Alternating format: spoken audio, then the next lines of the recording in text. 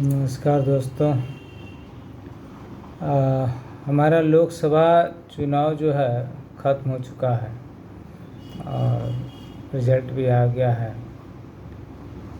पिछली बार बीजेपी को जो जीत जिस प्रकार की हासिल हुई थी, इस बार उस तरह की जीत हासिल नहीं हो पाई है। परसेंटेज ऑफ वोट शेयर भी घटा, लेकिन इससे भी ज़्यादा एक ज़्यादा महत्वपूर्ण बात ये है कि इस बार बिहार में नोटा का इस्तेमाल जो है काफ़ी हुआ है।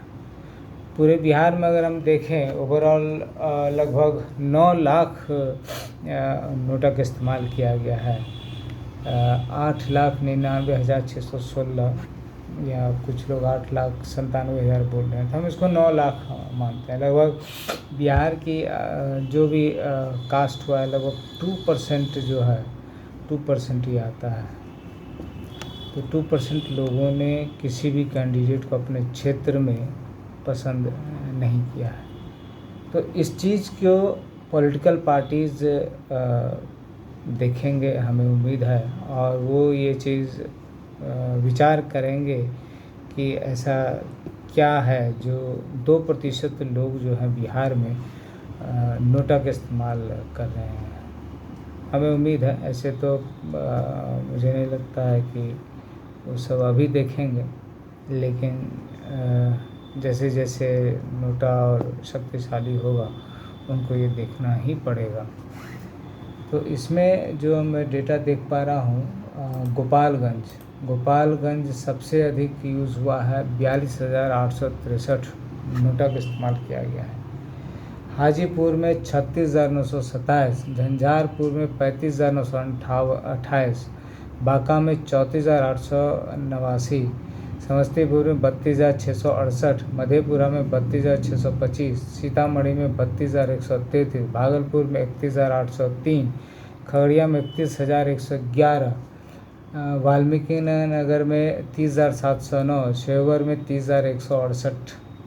ये लगभग 11 लोकसभा क्षेत्र है जहाँ पर कि 30,000 प्लस यूज़ हुआ। सबसे ज़्यादा गोपालगंज में यूज़ हुआ है। इसका मतलब ये हुआ कि हमारी जो जनता है वो ज़्यादा से ज़्यादा राजनीतिक रूप से जागरूक हो रही है।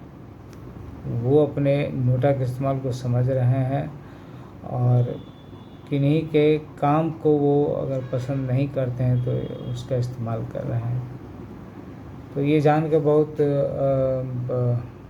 गर्व का फील होता है कि हमारी बिहार की जो जनता है राजनीतिक रूप से जागरूक है और जागरूक हो रही है धीरे धीरे।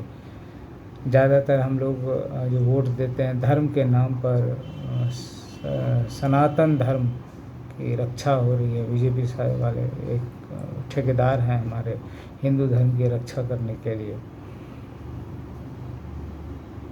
आजकल है ना, जो दिखता है वो बिकता है। मोदी जी ध्यान लगाए हैं और चारों बगल 4-5 कैमरा है। क्या आप इस तरह का ध्यान लगाते हैं कि सेल्फी ले रहे हैं और ध्यान लगा रहे हैं? नहीं, ध्यान मतलब ध्यान होता है। उसमें तो आपको अपने आप को संसार की चीज़ों से मोड़ करके अपने अंदर झांकना है।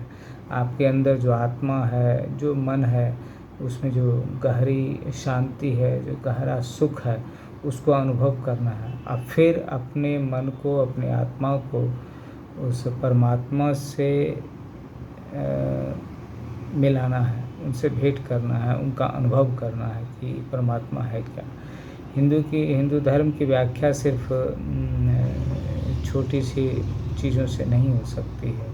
हिंदू धर्म अनंत है। हिंदू का जो हमारा धर्म है, सनातन धर्म है,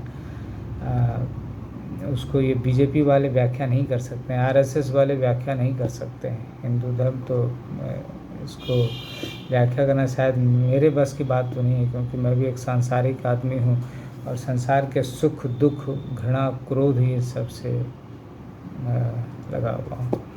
तो कहने का मतलब ये है कि हमारी जनता जो है, जनता को बेवकूफ़ बनाया जाता है धर्म के नाम पर वोट देने के लिए, जाति के नाम पर वोट देने के लिए।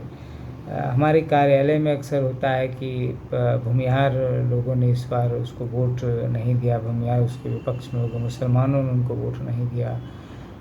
वो मुसलमान बहुल इलाका है इसलिए वहाँ से ये नहीं जीते। ये हमारे बिहार की मानसिक स्थिति को दिखाता है कि हम अभी भी जाति से ऊपर नहीं उठे। इसी चीज़ का फ़ायदा राजनीतिक दल उठाते हैं और कहते हैं भाई देखो ये मेरा फलाना जाति का है इसलिए इसको वोट दो, हम तुम्हारे कल्याण के ज़्यादा सोचेंगे। बल्कि नेता वो सही नेता होता है जो अपने क्षेत्र में काम करता है, जो अपने राज्य के लिए काम करता है। हमें वोट क्यों देना चाहिए? हमें वोट इसलिए नहीं देना चाहिए कि वो हिंदू धर्म को बढ़ावा दे रहा है।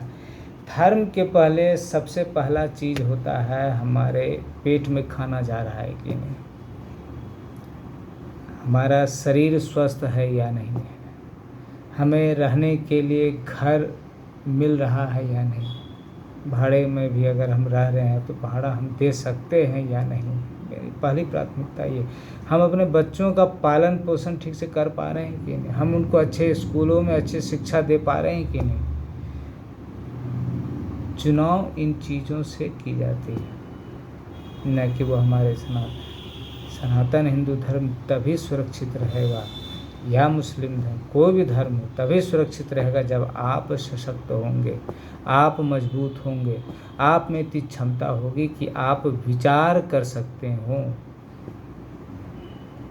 आप अगर शारीरिक रूप से अस्वस्थ होंगे तो आप क्या सोचते हैं, आपके मन में सुख आएगा, शांति आएगी? नहीं आएगी। तो पहले उन चीज़ों को हमें पाना है। कानून व्यवस्था का हाल देख लीजिए, पुलिस छोटी छोटी चीज़ों पर घूस लेती है।